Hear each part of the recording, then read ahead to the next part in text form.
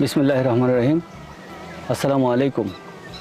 আমি মোহাম্মদ নবী নওয়াজ, সাবেক সংসদ সদস্য ঝিনেদা ৩ এবং যুবলীগের প্রেসিডেন্ট সদস্য। আমি আমার ঝিনেদা জেলার মহেশপুর উপজেলায় আমার জন্ম।